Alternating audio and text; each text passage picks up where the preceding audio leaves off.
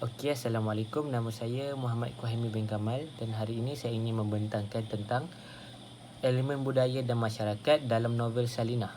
Okey, menurut Sri Lanang Haji Rohani 2016 berkata, karya agung ialah karya ulung yang meninggalkan kesan budaya, pemikiran, pandangan dan falsafah hidup yang berkekalan dalam ingatan bersama sesuatu bangsa. Secara keseluruhannya, novel ini mengemukakan persoalan-persoalan baharu, pemikiran baharu dan gaya hidup baharu yang lebih moden. Peristiwa-peristiwa dalam novel ini terbentuk dan diterbitkan dengan cara yang penuh dengan ketegangan melalui penggunaan teknik-teknik lintasan kembali dan imbas muka yang silih berganti. Novel ini juga banyak memberikan gambaran sebenar kehidupan masyarakat yang terdesak dan mengalami kepincangan keluarga dan sebagainya. Okey, sinopsis untuk novel ini pula. Novel ini berlatar belakangkan sebuah kampung bernama Kampung Kambing. Penduduk yang tinggal di situ ialah Siti Salinah dan kekasihnya yang bernama Abdul Fakar, Hilmi dan ibunya, Khadijah, Zarina, seorang janda serta anak tirinya iaitu Nadiah, Mansur dan Sunarto iaitu anak yang dipungut oleh arwah bapa Nadiha serta Haji Kaman. Salinah merupakan seorang pelacur yang menyara dan memelihara Abdul Fakar iaitu kekasihnya yang malas untuk bekerja dan sering meminta duit daripada Salinah yang mendapat hasil daripada melacurkan dirinya. Okay, kisah ini juga banyak menceritakan tentang kisah hidup Nadiha yang terpaksa untuk menjadi seorang pelayan kerana dipaksa oleh ibu tirinya. Dan Sunarto pula merupakan bapa kepada Nadia yang gagal memberikan nafkah secukupnya untuk keluarga dan menyebabkan Zarina iaitu isteri beliau memaksa anak tirinya untuk menjadi pelayan. Walaupun Sunarto sering dihalau dan diusir oleh orang-orang kampung, beliau tetap tidak mahu meninggalkan rumah kerana ingin menjaga anaknya iaitu Nadiha kerana sering diganggu oleh Abdul Fakar iaitu suami Salinah. Okey, seterusnya Helmi yang menjalani kursus latihan tentera telah mengenali Nadiha.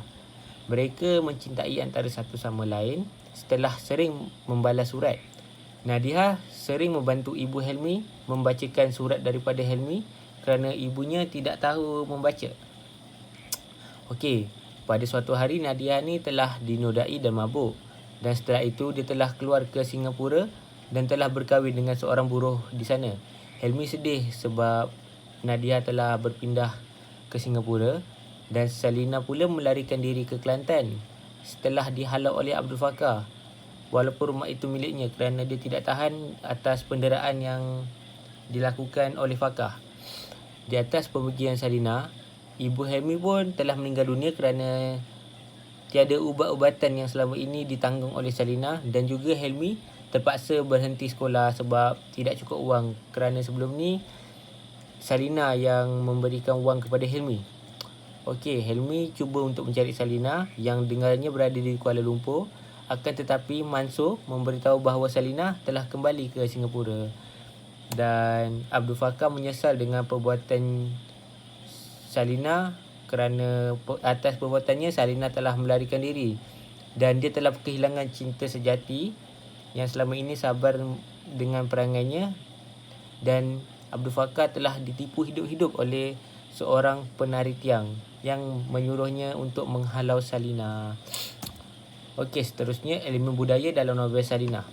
Menurut Kamus Dewan edisi keempat, elemen adalah anasir sesuatu yang menjadi bahagian dalam sesuatu keseluruhan unsur. Ini bermakna elemen adalah ukuran kepada sesuatu seperti watak perwatakan dan sebagainya yang ada pada seseorang.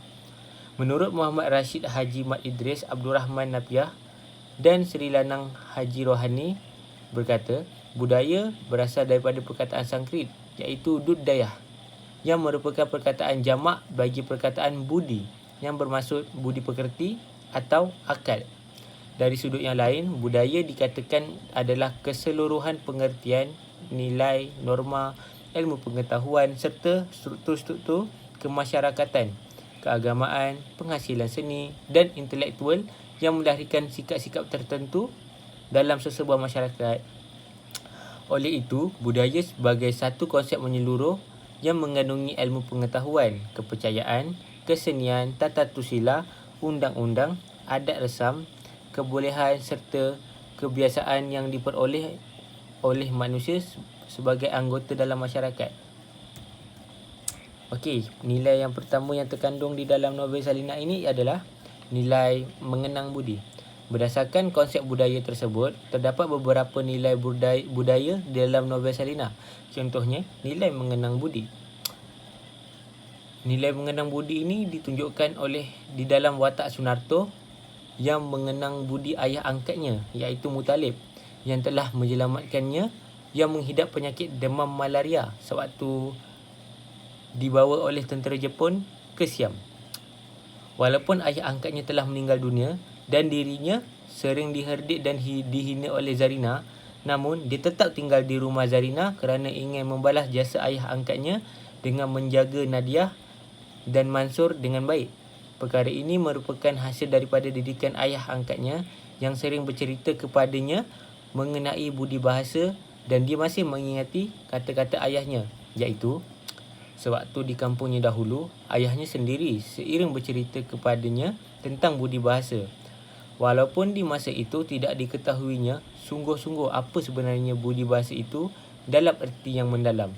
Tetapi kata-katanya, budi baik jangan kau lupakan sehingga bila-bila, itu tetap semarak. Itulah yang menghalangnya untuk meninggalkan keluarga Zarina. Keluarganya, ya, budi baik orang tak boleh ku lupa sampai bila-bila, bisik Sunarto di dalam hatinya. Walaupun Sunarto ni tidak tahan dengan layanan yang Zarina berikan, dia tetap tinggal di rumah tersebut untuk menjaga Zarina atas budi baik yang pernah dilakukan oleh ayah angkatnya. Okey, seterusnya nilai yang kedua ialah nilai kasih sayang. Dalam novel Salinah, terdapat nilai kasih sayang yang diterapkan oleh pengarang kepada pembaca. Nilai ini dapat dilihat melalui hubungan Salinah dan Abdul Fakkar. Walaupun Salinah sering dipukul dan dilukai oleh Abdul Fakkar, namun Salinah tetap menyayanginya dan sanggup menjaganya serta memberikan wang kepada Abdul Fakkar. Abdul Fakkar bermonolog kepada dirinya sendiri dengan mempersoalkan kebaikan Salinah kepada dirinya. Mengapa Siti Salinah begitu menyayanginya? Tidak pernah dipersoalkannya. Dan apakah Siti Salinah menyayanginya itu untuk selamanya ataupun untuk seketika sahaja? Tidaklah dipersoalkannya. Yang difikirkannya hanyalah waktu sekarang ini sahaja. Sekarang dia senang. Hidupnya makan tanggung, berak cangkung. Masa depannya itu diyakininya penuh dengan kemungkinan gilang gemilang. Makan tanggung, berak cangkung juga. Okey, jelaslah di sini bahawa Salinah amatlah menyayangi Abdul Fakkar sehinggakan dia sanggup untuk melacurkan dirinya untuk menyara kehidupan Abdul Fakkar. Seterusnya, nilai ketabahan. Terdapat juga nilai ketabahan seorang wanita dalam mengharungi dugaan dan cabaran dalam kehidupan. Nilai ketabahan ini dapat dilihat menerusi watak Siti Salinah yang tabah dalam menghadapi dugaan hidup setelah ahli keluarganya meninggal dunia akibat terkena bom semasa Perang Dunia Kedua. Berikutan dengan itu, Siti Salinah sanggup tinggal di Kampung Kambing dan telah terjebak dalam dunia peracuran kerana Siti Salinah mengalami masalah kewangan. Pada masa yang sama, Abdul Fakkar turut mengambil kesempatan terhadapnya dan sering memukul dan memarahinya. Contohnya, kenapa kau sanggup diseksa orang sampai begitu? Khatijah bersuara sambil terbatuk-batuk 2-3 kali. Dalam novel Salinah, halaman 524. Salinah amat tabah dalam menghadapi cabaran yang dihadapinya dalam kehidupan, iaitu keluarganya telah mati akibat bom dan dia telah melacurkan diri demi kelangsungan hidup. Dia telah dipukul oleh Abdul Fakkar, tetapi dia tidak pernah berputus asa dalam kehidupannya dan dia tetap tabah dalam menghadapi kehidupan sehariannya itu. Okey, seterusnya, nilai mengambil berat demi kebaikan orang lain. Nilai ini dapat dilihat melalui watak Khatijah. Khatijah sering menasihati Siti Salinah agar meninggalkan Abdul Fakkar yang selama ini menganiaya dan menyiksa Siti Salinah. Khatijah juga sering bertanyakan sebab Siti Salinah kenapa terlalu menyayangi Abdul Fakkar, sedangkan Abdul Fakkar sering mempergunakan Siti Salinah. Tetapi Siti Salinah tidak pernah merungut dan membiarkan sahaja dia diperlakukan begitu. Contohnya dapat dilihat pada petikan yang berikut. Saya tak ada selama nikah, katanya kepada Khatijah. Khatijah hairan juga mendengar jawapan itu. Kenapa? Sebab selama ini saya tak ambil berat segala apa kakak nasihatkan. Bukan saya tak tahu apa yang kak nasihatkan itu benar. Tapi entahlah, saya tak mahu menerima nasihat itu sehinggalah sekarang ni. Sekarang ini barulah saya sedar apa yang kakak nasihatkan itu ialah untuk kebaikan saya. Dan saya akan ikut sekarang, kata Siti Salinah dalam novel Salinah halaman 527. Okay, jelaslah di sini bahawa watak Khatijah ini sering menasihati Salinah demi kebaikan diri Salinah itu yang terus dipukul dan dianiaya oleh Abdul Fakkar. Akan tetapi Salinah tidak pernah memandang serius tentang nasihat yang diberikan oleh Khatijah sehinggalah sampai pada satu tahap di mana dia telah menyesali dan telah sedar bahawa Abdul Fakkar selama ini menggunakannya sahaja, dan dia telah menyesali atas perbuatannya yang tidak memandang serius tentang nasihat yang telah banyak kali dipesan oleh Khatijah. Okey, seterusnya pemikiran dalam novel Salinah. Yang pertama, kesempitan hidup masyarakat di kampung kambing. Demi meneruskan kelangsungan hidup, masyarakat miskin sudah menemukan jalan buntu dan tidak mempunyai pilihan lain. Mereka terpaksa menerima segala kemudahan yang diberikan walaupun kemudahan itu dikira tidak layak untuk menjadi tempat bagi meneruskan kehidupan dengan baik. Berdasarkan novel Salinah yang ditulis oleh A. Samad Said ini, pengarang berjaya menunjukkan kesusahan dan kesempitan hidup yang dialami oleh masyarakat Singapura ketika zaman itu. Gambaran kesusahan hidup ini telah dibuktikan oleh pengarang novel Salinah dalam teks yang berikut. Rumah-rumah kandang kambing ini semuanya tidak sempurna. Dindingnya terbuat dari papan-papan peti susu yang buruk dan berbulu-bulu. Kulit-kulit kayu balak yang tebal dan bercendawan. Sing-sing tong minyak berkarat yang sudah dilemparkan tetapi masih kemek di sana-sini. Dan kabut-kabut yang sudah berbulu dan berbelang-belang oleh resapan air hujan. Atapnya pula terbuat dari sing-sing tong minyak juga, daun-daun rumbia, kulit-kulit kayu balak dengan atasnya dilapiskan tikar-tikar biasa ataupun tikar getah yang sudah buruk dan berlubang-lubang. Salinah halaman 3. Jelaslah di contoh teks ini menunjukkan bahawa kesusahan yang dialami oleh masyarakat di kampung kambing yang duduk di dalam rumah yang sering tidak lengkap, sama ada dari segi dalaman ataupun luaran. Okey, yang seterusnya, penindasan golongan kaya terhadap golongan miskin. Berdasarkan novel ini, penindasan golongan kaya terhadap golongan miskin jelas dipaparkan menerusi teks di bawah. Berapa itu bilik punya sewa sekarang? Apa sudah naik lagi kah? Ya, sekarang lagi sikit naik. Dulu Pariamah 5 orang tinggal, dia punya sewa RM18. Tapi sekarang saya dengar Kurupaya Sami kasih naik lagi. Sekarang RM20 satu bulan, kata pekedai India itu sambil menggeleng-gelengkan kepala dan menggosok-gosokkan tapak tangan seperti selalu dibuatnya bila bercakap. Alamak, ini Kurupaya banyak cilaka. Sudah banyak wang, sekarang mau banyak wang lagi kah? Kata Bengali jaga itu meludah-ludah sambil pergi duduk pula di jorinya. Jelaslah di sini bahawa masyarakat kaya telah menindas masyarakat miskin, iaitu dengan menaikkan lagi bayaran rumah sewa yang telah diberikan kepada penduduk-penduduk di kampung kambing. Okey, seterusnya, kepincangan keluarga akibat masalah wang yang tidak mencukupi. Kepincangan dalam sesebuah keluarga itu adalah antara punca berlakunya masalah rumah tangga. Hal ini demikian kerana keluarga yang bahagia lahirnya daripada sebuah keluarga yang harmoni. Secara jelasnya, kita dapat lihat dalam novel ini bagaimana sesebuah keluarga itu boleh mengalami kepincangan. Bergaduh dengan siapa? Gaduh dengan Naruto. Naruto bawa wang sikit dah 2-3 hari ni. Mak marah, dia mahu duit lebih banyak lagi. Mak marah-marah saja katanya dengan wang sikit itu apa yang hendak dibelikan. Nak selitkan dia celah gigi pun tak cukup katanya. Dia marah-marah panjang, Naruto diam saja. Hanya sekali dua dia menjawab. Itu pun dia tengking mak. Dalam novel Salina, muka surat 28. Melalui contoh teks di atas jelaslah bahawa Naruto tidak mempunyai wang yang cukup untuk diberikan dan mengakibatkan dia sering dimarahi.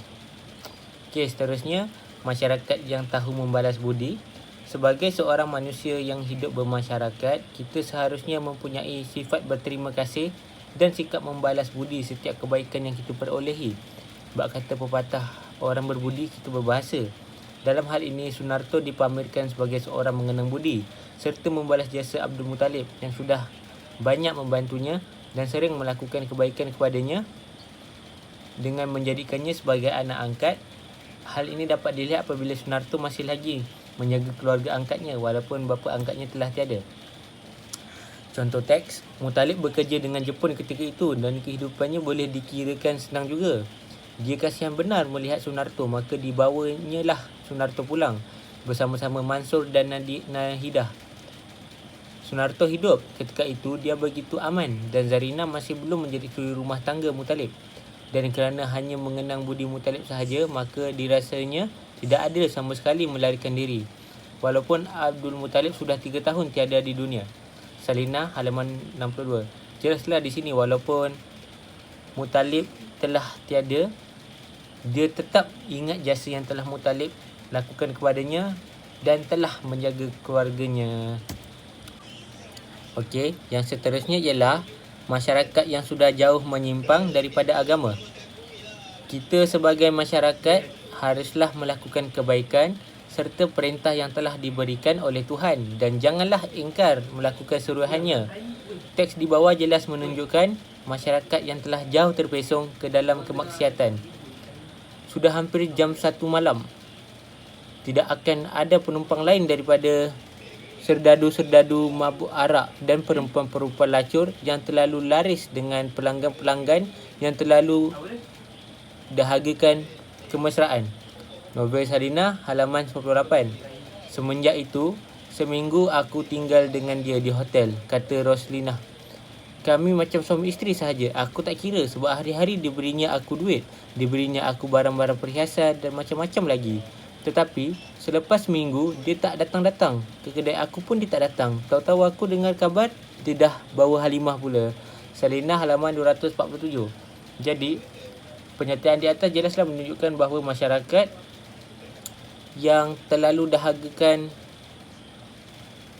bermesra bersama wanita. Jadi dia telah bersama dengan mana-mana wanita yang dimahukan kerana dia mempunyai harta, dan akibat daripada itu dia telah melacur mana-mana wanita yang dimahukan atas wang yang banyak dan dia tidak berfikir pun tentang dosa yang akan dihitung di akhirat kelak.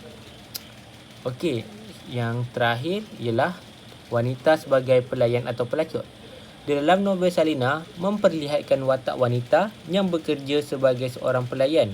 Watak Salina merupakan seorang wanita yang mencari nafkah dengan cara menjual kehormatan dirinya. Kejadian masa lampau yang dilalui oleh Salina seperti pernah dirogol oleh tentera Jepun telah mendorong Salina untuk menjadi seorang pelacur. Jika dilihat melalui watak Salina, jelas memperlihatkan bahawa pemikiran golongan wanita pada masa itu begitu cetek sehingga sanggup melakukan apa sahaja untuk meneruskan kehidupan. Dalam novel ini juga memperlihatkan watak Zarina dan Nahidah. Zarina merupakan ibu tiri kepada Nahidah dan bekerja sebagai seorang pelayan untuk menyari hidupnya. Contoh dalam petikan yang menunjukkan Nahidah dipaksa menjadi pelayan iaitu, "Mak dah pun carikan kerja untuk kau," kata Zarina mendekat ke maksud utamanya. "Kerja tu dah pun mak dapatkan, cuma tunggu jawapan dari engkau saja. Mengharap kau mahu bekerja." Salina halaman 162.